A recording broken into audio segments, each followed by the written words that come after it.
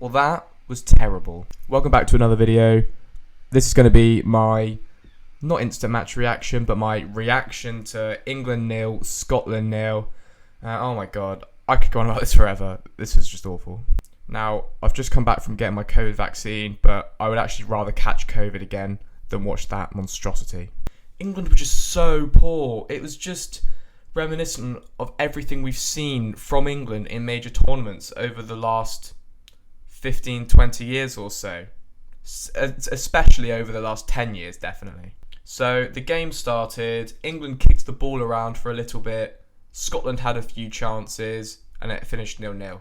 And that's all I can talk about. There was barely any individual moments of brilliance within the game. It was just the same. It was boring. It was just poor. And it isn't good enough to win the tournament by any stretch of the imagination. I would go as far as to say Scotland were the better team, Scotland had the better chances, and if Scotland had a competent striker, they probably would have won. Now trust me when I say this, from watching Southampton over the last 2 seasons or so, Che Adams is not a very good striker in terms of his shooting. He's very good at bringing the ball down, he's very good at all that sort of stuff, bringing people into play, but he's not very good at scoring.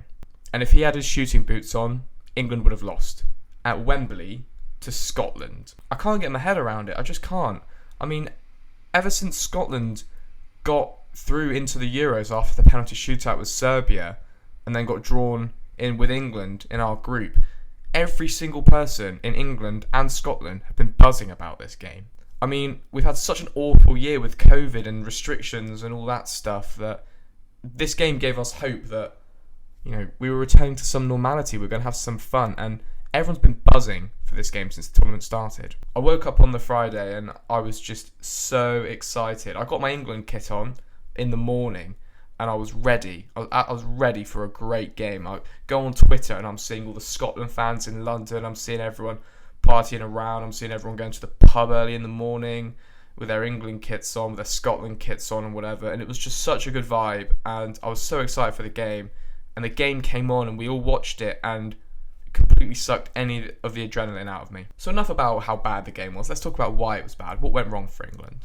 Firstly, we've got to look at the possession. England had about 60% of possession, Scotland had 40%, but most of that possession was played in the middle of the park. I looked at the stats. 25% of the football was played in England's third, 48% of the football was played in the middle of the park, and 27% of football was played in Scotland's third. So 25 to 27%, minuscule difference. It was Scotland weren't troubled.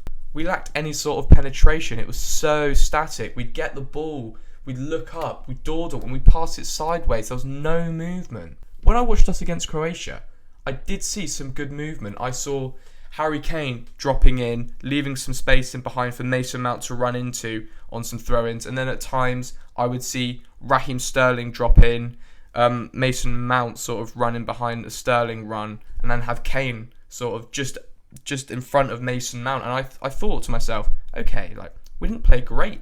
We didn't play amazingly against Croatia, don't get me wrong, but there was something to work with there. I thought the movement was good and I thought we were quite good. But no, we've been brought back down to reality.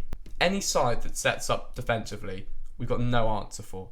There's no way we're going to penetrate any sort of deep block defensive unit because we have no imagination. Raheem Sterling, I mean, I think it's clear that his performance against Croatia was the anomaly and it's not the trend that we're going to go forward with, because he hasn't been very good this season in my opinion. I didn't really want him to play against Croatia, but he played well against Croatia, I thought. So I thought he justified starting this game. And we brought back down to reality again.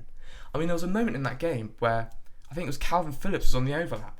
And all Sterling had to do was lay it across to Calvin Phillips. We had Kane in the box. We had Foden on the other side. And what did he do? He just ran. Cut back, run, cut back, lose the ball.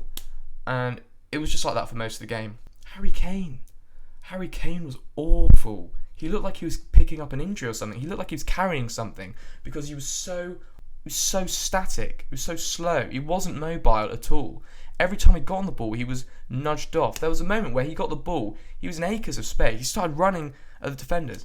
And Billy Gilmour, 20-year-old Billy Gilmour, who has never played in a Euros tournament before, caught up with him and easily dispossessed him. And I just thought to myself, oh, something's wrong with him. And it begs the question, I'm seeing a lot of people actually discuss this. Do you drop Harry Kane? I I still don't think you can drop Harry Kane. I think what he's shown at Tottenham over the past 6 years or so makes him undroppable, and we need to work to his strengths. And I don't think we were working to his strengths in the game. Obviously, he needs to do more as well, but he was disadvantaged by the way we were playing. Now, I know we didn't need the win, but come on. We're at Wembley against Scotland. Gazza's goal in 96 has been on repeat all day. His coming home has been on repeat all day. You need to show some bottle. You need to show some excitement. I wouldn't mind drawing to Scotland if we demonstrated anything in that match that made me think, yeah, no, we're a good side. We played well. But we didn't. And Scotland had the majority of the chances, didn't they? Pickford made a brilliant save down low to his right-hand side. Chatham scuffed one in the sort of last 5 minutes or so. If he had a right foot, that would have been in, and we would have lost. And can you imagine if we'd have lost? Now, I do want to say fair play to Scotland. You did very well. You're a very good team. I think you're actually underrated. And I think if you had a good striker, you would have beaten Czech Republic and you could have beaten England. There's an alternate reality where Scotland have a striker that's good and they have 6 points in the group right now.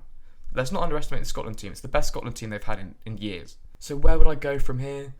I just want to change it up. I want to see Jude Bellingham start. I want to see Jadon Sancho get some minutes. He hasn't even had a sniff. This is a guy that the past 2 or 3 seasons in the Bundesliga, he's got double figures goals and assists. And he hasn't even been on the pitch for 1 second. Raheem Sterling has been on the pitch for 180 minutes. Why? What did he do to justify staying on the pitch against Scotland? I thought he was the worst player on the pitch. I really do. He was poor, and everyone's sort of saying the same thing. And I really like Sterling as a guy. I think he's a great guy. And I do think he was a really good player. But it's fair to say he's stagnated lately. And I want him to do well. I really do. And I was really happy when he did well against Croatia. But it's unacceptable, that performance against Scotland. Am I being too harsh? Maybe. I'm just not happy because we waited so long for that game and it was so uninspiring. And the way England fans are, we don't have a lot to cheer about. We haven't had anything to cheer about since 1966 when none of us were alive. So we'd like to make a bit of fun out of it, you know, sing the It's Coming Home song and all that and get a bit of banter going, but it's just embarrassing. We want to have fun. We want to enjoy the tournament. We don't particularly care if we win. Obviously, we love to win, but we just don't want to play boring, awful football. And we did. Do you know what it reminds me of? It reminds me of the 2016 Euros when we got knocked out to Iceland. And that was the worst game of football I've ever watched. And considering the amount of players that we've got in our team now that are considerably better than that 2016 team, I'm not seeing a difference in play. I'm really not. Now, obviously, everyone's calling for Gareth Southgate's head at the moment. I don't think he's a good enough manager to manage England. I've said this. A lot of people have said this. It's not a wild take. It's not a new take. But I don't know. I don't think it's just him. I think there's an institutional problem surrounding the England football team, which I could go into. It would take me an hour or so to talk about. And it starts with the FA employing him. But whilst we've got him, we need to assess his performance in the tournament. And it was poor. And I thought his substitutions were poor as well. He brought in Jack Grealish, which is what we all wanted. But he brought Phil Foden. And I mean, Phil Foden has the ability to change a game just like that. He kept Sterling on. Does Sterling have that ability? I'm not quite sure. I think the next game, I would like to see some more attacking options in there. I don't want to see Declan Rice and Calvin Phillips for the whole game. I want to see some ambition. Maybe a change of shape, because this 4-3-3 shape that we've all wanted, it's not working, is it? Will he switch to a 3 at the back? A lot of teams are employing a 3 at the back system at the moment, and it's working. So maybe that's something to think about. If you compare us to Italy, if you compare our squads side by side, England and Italy, our squad's better by quite a distance. Maybe that's me being a bit biased, but it is. It is a better squad. And yet, you watch Italy play, you watch us. It's night and day. Italy have a system and they stick to it, and as a result, they are looking like one of the challengers for the tournament. We don't have an adequate system, and as a result, I'm moaning at a camera right now, you know? So yeah, I've said what I need to say about England. It was a poor performance, and what I'm going to do is I'm just going to go and read a couple of comments from other people on Twitter to see what they're saying. Alright, so I'm going to hop onto England's Twitter, and let's go and read the replies of this tweet here. I'm sure we're going to get some insightful football knowledge from the people of Twitter.com. Let's have a look. Southgate out. First up from Mason. Yeah, I mean, I don't really disagree with that. Kieran Boyle says, it's definitely not coming home if yous can't beat us. Come on the Scots. Yeah, I mean, he's right. It's definitely not going to come home if we play the football like that, because that was dreadful. Scotland are a Sunday pub team at best. Should have been an easy 3 points for us, but we played shite. Simple as that. We made Scotland look good embarrassing. I think he means good, comma embarrassing. But anyway, Andy, I somewhat agree with part of that. I agree with the we played shite part. I wouldn't say Scotland are a Sunday pub team at best, because, well, they're a good side. They really are. And they've got some good players in there. And I do rate Scotland, but we should be beating them. We are better than them. We have a better squad than them. So I can appreciate the frustration, Andy. You best drop Kane and Sterling next week. Ooh. So that's an interesting one. See, I think you could easily make a case for Sterling. I think that's quite a popular narrative at the moment. Kane's another one. He's been awful the first 2 games. Really poor. He's looked leggy, as I've already said. But do you drop him? The only way I see you dropping Kane is if he actually is picking up an injury, or if he's holding an injury, which he potentially could be because he's looking very slow. But if he's fit, you have to play him. You just simply do. I'm sorry, but you have to shoehorn him into that team somehow, because he is arguably the best striker in the world. Here we go. The other side to the argument. People saying Southgate out are idiotic. He's not the problem, as his tactics against Croatia proved. Debatable. Team simply isn't good enough. That's the reality. We're on the same level as Sweden or Poland, but we think we're in anywhere close to France or Portugal. Now, I'm going to have to disagree with you, Tom, on this one. I think that our squad is at the level of France or Portugal. Maybe not France. Maybe France are just a cut above. But certainly Portugal, certainly Germany. It's certainly better than Spain, certainly better than Italy's. It's definitely up there in the top 4 squads in the tournament. And yet we are playing like a Sweden or a Poland. So I would attribute that to the tactics. I'm sorry, but we have the squad there. The tactics, the team cohesion isn't working. And I wouldn't agree that Southgate proved his tactics are good against Croatia, because we didn't play overly amazing. We played good, and I thought it was a good foundation to build off. But, nah, disagree with you on that one, Tom, sorry. Gaz the Brit. Please sack Southgate. He instills such fear and negativity into a team. Only he can coach excellent players into a dysfunctional unit, turn one of the world's best strikers into impotency. Sorry, couldn't read that word for a minute. Then substitute the most effective player, Foden, and continue with the woeful Sterling. That needs to be an E there, Gaz. Sorry. But yeah, no, I do kind of agree with that. Instills such fear and negativity into a team. Now, I think that the occasion got to them a bit. I think they were playing the occasion yesterday, so maybe that's where the fear came from, as Gaz is alluding to. But come on, you've got to play with a bit more liberalism in there, because you're at Wembley, you're at home, the crowd are cheering you on. It was poor. There was moments there I noticed as well that I didn't mention in the main bulk of the video, where, like Reece James, for example, the ball would come into him on that right-hand side, and for Chelsea, he just leathers those into the box. Brilliant. He's a really good crosser of the ball. And yet, for England, he would get the ball, wouldn't cross it at all, no thought of a cross in his mind, and he'd pass back.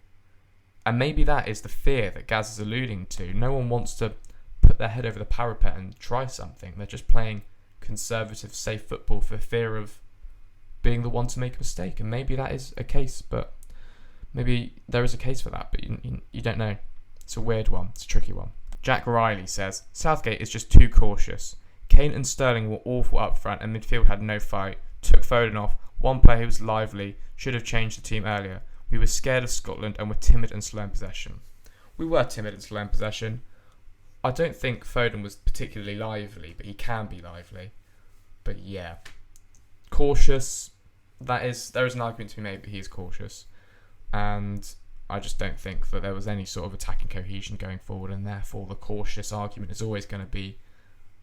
That's always going to be pushed, isn't it?